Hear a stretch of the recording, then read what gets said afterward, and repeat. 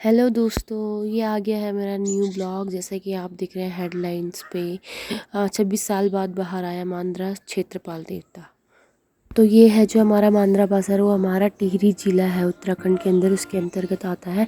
तो ये क्षेत्रपाल देवता की यहाँ पे काफ़ी मान्यता है और ये वैसे हर साल 12 साल में ये बाहर आते हैं, लेकिन अभी कुछ 26 सालों के बाद ये बाहर आए हैं कुछ कारणों की वजह से। ये तो पता नहीं। 7 गाँव का ये देवता है और यहाँ पे जो ये है पहले 7 गाँव में घूमते हैं लगभग 7 दिनों तक। ये इसलिए क्योंकि यहाँ पे जो यात्री लोग होते हैं उनको अपने साथ यात्री इकट्ठा करते हैं हमारे देवता। और उसके बाद जब 7 दिनों तक घूमने के बाद यात्री इकट्ठा करने के बाद ये 8वें दिन ये अपनी यात्रा पे निकल पड़ते हैं बाड़ाहाट के लिए। बाड़ाहाट आप सब जानते ही होंगी, जो कि उत्तरकाशी के अंतर्गत आता है। तो फिर मैं आपको ये वीडियो में दिखाती हूँ हमने कैसे कैसे तैयारियाँ शुरू की, कैसे मेहमानों का स्वागत किया अपने घर में। और उसके बाद हम धीरे धीरे कैसे कैसे 7 गाँवों के अंतर्गत यात्री इकट्ठे करते हुए अपनी बाड़ाहाट यात्रा के लिए निकल पड़े। और उसके बाद मैं आपको ये बताना चाहती हूँ, ये लाइफ की मेरी पहली जर्नी थी, पहली यात्रा थी जो मतलब देवता की। वैसे मंदिरों में काफ़ी टाइम गई हूँ, बट जो देवताओं के साथ पहली बार यात्रा हुई उत्तरकाशी ज़िले के अंतर्गत, मैं पहली बार उत्तरकाशी ज़िले में गई हूँ। मुझे बहुत अच्छा लगा। तो ये मैं आपको दिखाती हूँ कैसे कैसे हमारे जो लोग हैं कैसे कैसे सबके घरों में जा के एक एक घर, हमारे गांव के एक एक घर के अंतर्गत जाते हुए सारे यात्री इकट्ठा करते हुए फिर सब यात्रा पर निकल पड़ते हैं। आइए बने रहिए मेरे साथ और देखते रहिए यहाँ की मान्यता, संस्कृति, हमारी धरोहर, देवभूमि उत्तराखंड की।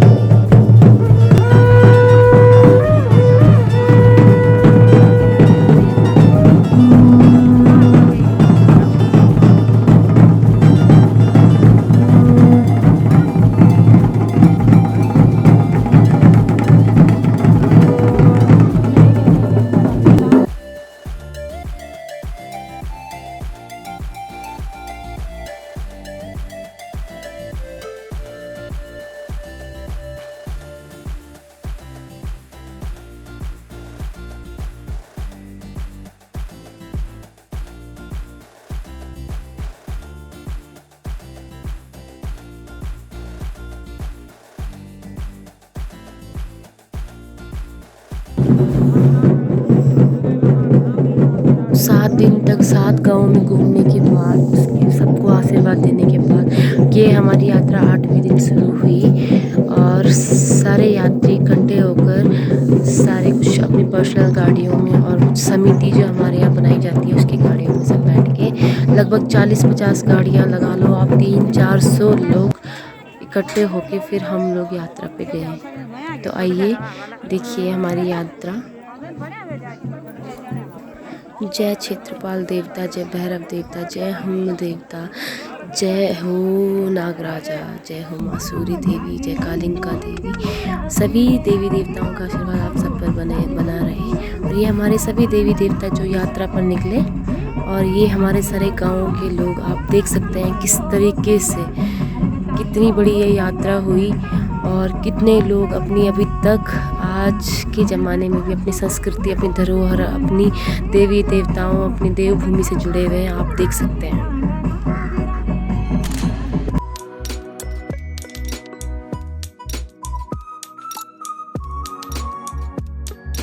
यहाँ पे मैं आपको कुछ महत्व बताना चाहती हूँ। जो हमारे जो क्षेत्रपाल देवता है वो कभी भी दरवाजे के नीचे से या किसी भी जो आपको बाउंड्री हो, मतलब आपके सर के ऊपर जो बाउंड्री हो उसके नीचे से कभी ये प्रवेश नहीं करते हैं। ये हमेशा से ही, मतलब हम जब मंदिर के अंदर से देवता बाहर निकालते हैं तो उसको भी हम लोग छत के रास्ते से बाहर निकालते हैं।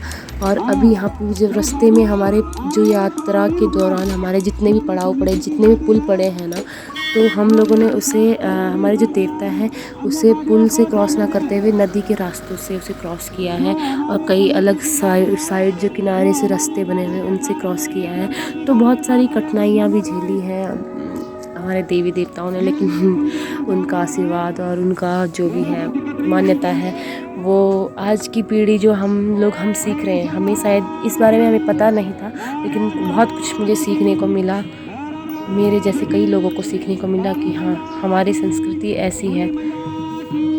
आप देखते रहिए। देखो ये हमारे पुल जो है, पुल को क्रॉस ना करते हुए हमारे देवी देवता साइड में जो छोटे छोटे रास्तों से बहुत सारी कठिनाइयाँ पार करके उसके बाद ये आए हैं।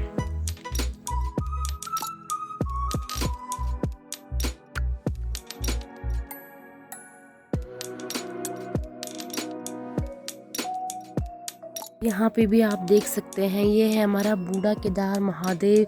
मैंने शायद अपने पिछले ब्लॉग में आप लोगों को सबको बूढ़ा केदार महादेव के दर्शन कराए थे। तो ये वही जगह है। आपका ऊपर एक छोटा सा झंडा दिख रहा है, वो बूढ़ा केदार महादेव के मंदिर के ऊपर का झंडा दिख रहा है।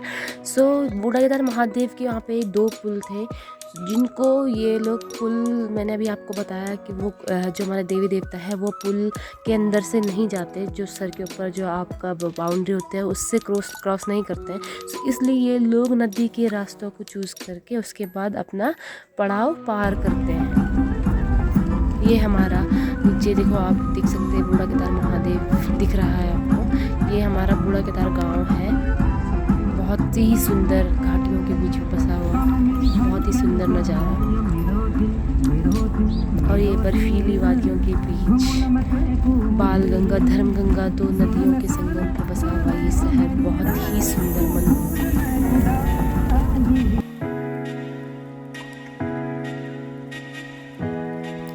आगे एक पिटियारा गांव है, ऐसा सुना है मैंने, जहाँ की हमारे गांव के कुछ पुराने लोग जो है बसे हैं।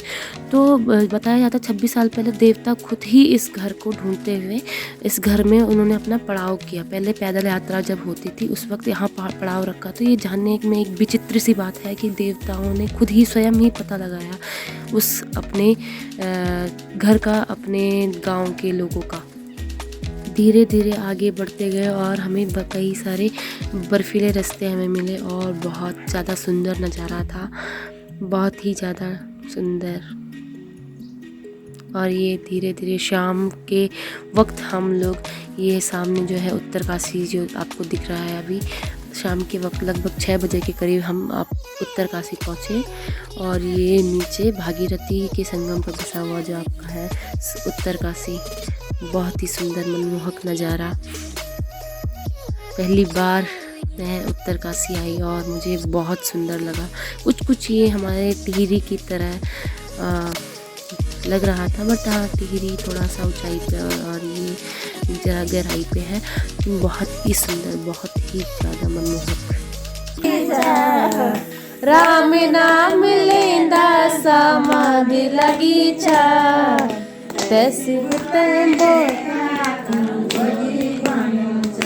तो ये रात्रि के वक्त हम सब लोग भजन गायन के साथ अपनी रात कटी।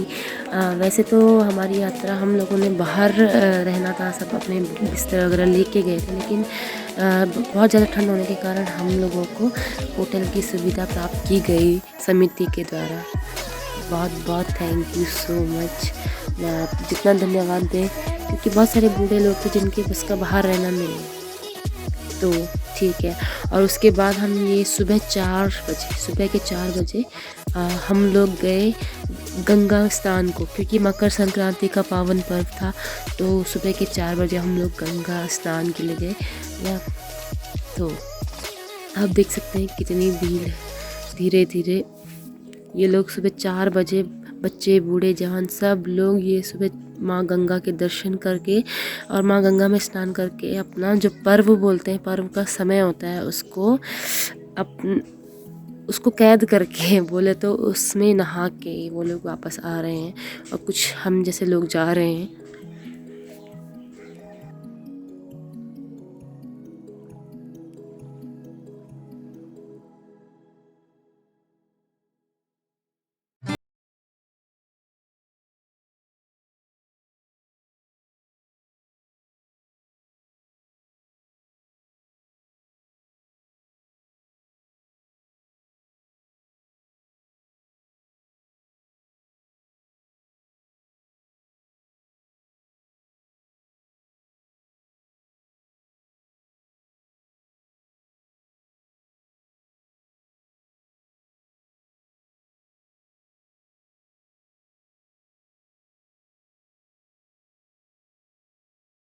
heavy tonight. I'm tasting no tears, I'm fighting no.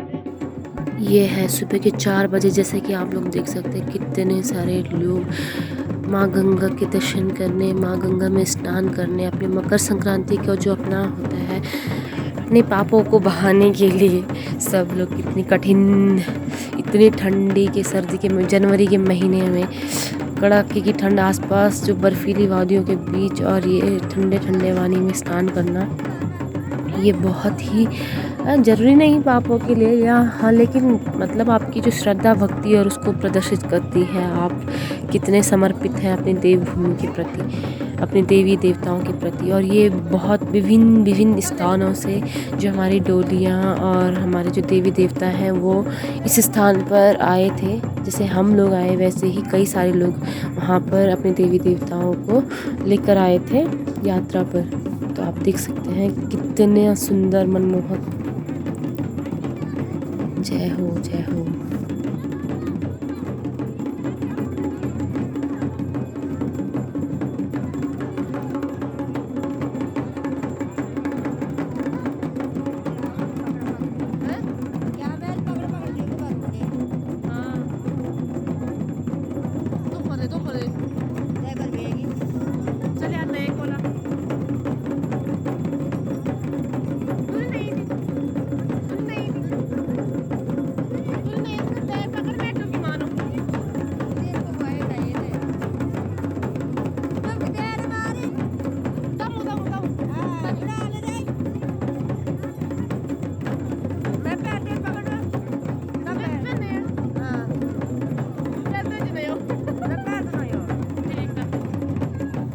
तो ऐसे ही कुछ समय बाद हमने भी स्नान किया और हैरानी की बात यह है, स्नान करने के बाद हमको बिल्कुल भी ठंडा ज़रा भी महसूस नहीं हुआ, जबकि इतने ठंडे पानी में, ग्लेशियर एकदम बर्फीले पानी में, तभी भी हमको ठंड महसूस नहीं हुई। ये शायद हमारी देवी देवताओं की शक्ति है, इस पावन पर्व का महत्व है।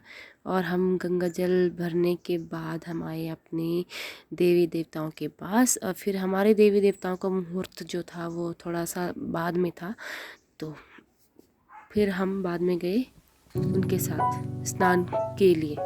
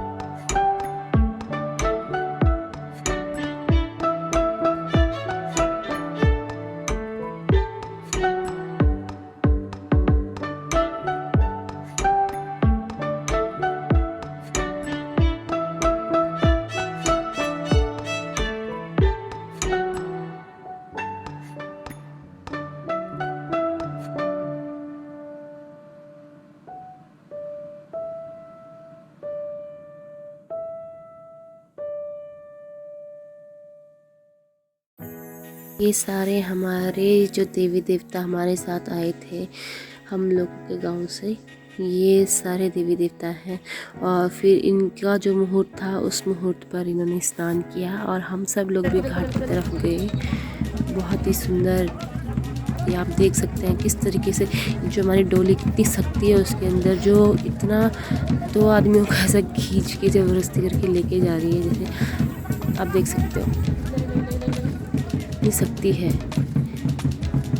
ये जो है हमारे जो देवी देवता है वो अपना जो स्थान है जहाँ उन्होंने 26 साल पहले स्नान किया, वो स्थान ढूंढते हैं, खुद से बताते हैं इस स्थान पर हमने स्नान किया, उस स्थान पर वो लेके जाते हैं और वहाँ पर स्नान करते हैं। तो आप ये देख सकते हैं, सबसे पहले हमारे भैरव देवता जो है स्नान करके आए हैं।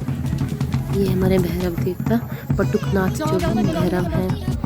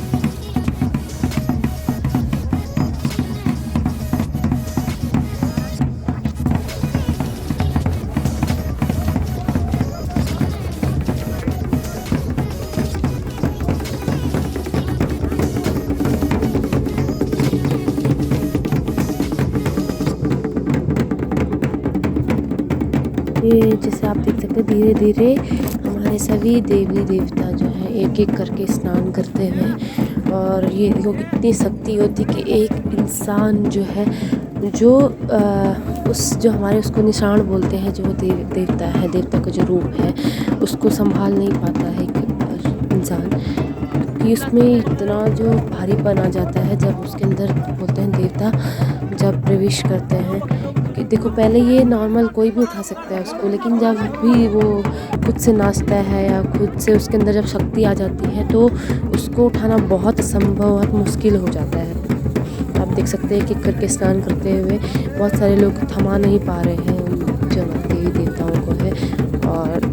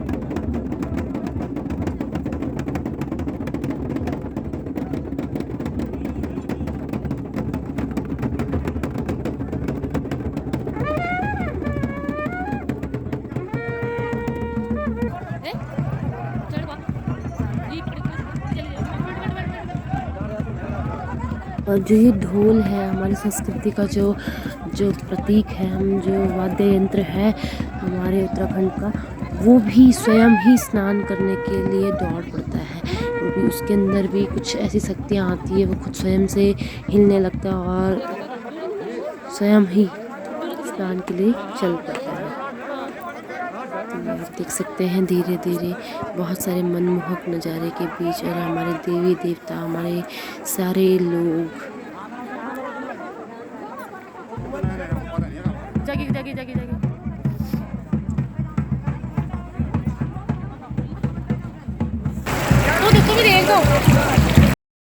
तो ये है बहुत सुंदर नज़ारे के बीच हमारी माँ गंगा, माँ भागीरथी वैसे है, इसको गंगा आगे जाके आप देवप्रयाग में जब ये अलकनंदा में मिलती है तो इसको बोला जाता है।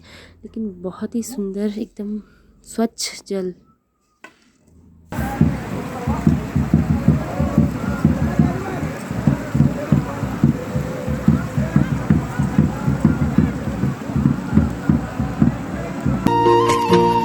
देवों की भूमि ऐसी जिसमें अनुभव स्वर्ग के जैसा, जो भी आए छोड़ न पाए, इस मिट्टी में प्यार है ऐसा।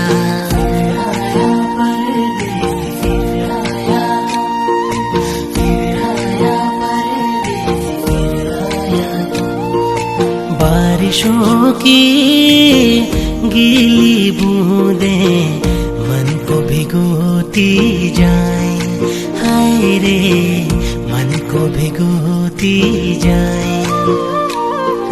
चोटियों की गोद में कल कल बहती हुई धाराएं, हाय रे बहती हुई धाराएं। ये हमारी हूण की डोली थी और अब हम धीरे धीरे घर की ओर प्रस्थान करते हुए हम लोगों ने स्नान किया और बहुत अच्छे से देवी देवताओं के दर्शन किए सब लोगों ने। और उसके बाद हम लोग आशीर्वाद लेते हुए अपने देवी देवताओं को अपने साथ लेते हुए अपने घर की ओर प्रस्थान किया। ये बहुत सारा जो बहुत ही सुंदर नज़ारा, बहुत सारे बीच में जो गांव पड़े, बहुत ही सुंदर, ये आप देख सकते हैं। सारी जितनी यात्री हमारे साथ गए थे सब घर की ओर प्रस्थान करते हुए सही सलामत हम लोगों की यात्रा सफल हुई। और मैं भगवान का बहुत बहुत धन्यवाद देना चाहूँगी कि सभी जितने लोग हमारे गए सही सलामत हम लोग सब वापस आए और बहुत ही अच्छे से लोगों ने दर्शन किए। जिनकी पहली यात्रा थी उन्होंने बहुत आनंद लिया और कुछ लोग ऐसे हैं जो बहुत बूढ़े हो चुके हैं, तो अब ज़िंदगी का किसी का भरोसा नहीं है, तो उन्होंने भी अपनी यात्रा पूरी की और बहुत ही सुंदर तरीके से ये संपन्न हुआ। इसके बाद हमारे घर पहुंचने के बाद हमारे गांव में शायद थोड़ा बहुत 2-5 दिन का एक पाठ होता है वो रखा गया है, तो आगे दिखाऊंगी आपको अगली वीडियोस में, या फिर अगर नहीं दिखा पाऊंगी तो आप आगे जो मेरे ब्लॉग्स आएंगे उनको देखते रहिए, बने रहिए, लाइक करिए, सब्सक्राइब करिए मेरे चैनल को। Thank you so much. अपने देवभूमि उत्तराखंड से जुड़े रहिए, हमारी सभ्यता संस्कृति को बनाए रखिए और सभी देवी देवताओं पर आप भरोसा रखिए, आपको ज़रूर उसका फल मिलेगा, आपके ऊपर उसका आशीर्वाद बना रहेगा, और कुछ नहीं तो मन की शांति ज़रूर मिलेगी, इतना मैं दावे के साथ कह सकती हूँ। ये हम घर की ओर आए और फिर उसके बाद सभी देवी देवताओं ने प्रसाद दिया हम लोगों को और आशीर्वाद दिया और सब लोग अपने घर गए।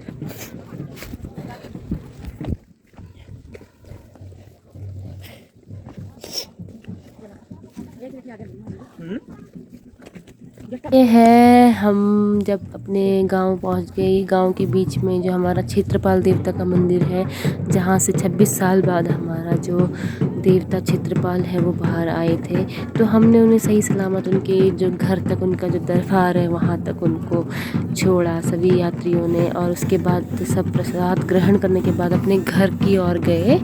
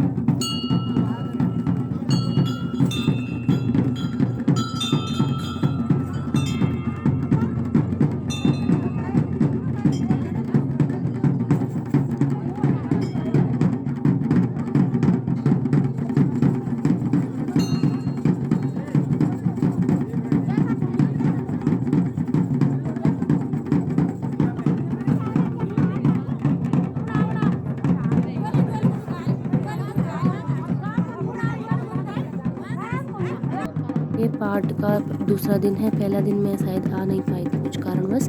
तो ये है जो बहुत दूर से समस्या लेके अपने भगवान के पास आते हैं और उनकी समस्याओं को भगवान सुनते हैं, निर्णय लेते हैं और फिर हम लोग भोजन बना के उसे ग्रहण करके अपने घर की ओर जाते हैं। और ये पाठ हमारा 5 दिन तक सेम इसी प्रोसेस में चलता रहेगा और फिर ये 12 साल बाद दोबारा से हमारे क्षेत्रपाल देवता बाहर आएंगे। आई होप इस वक्त कोई प्रॉब्लम ना हो और फिर 26 साल ना लग जाए।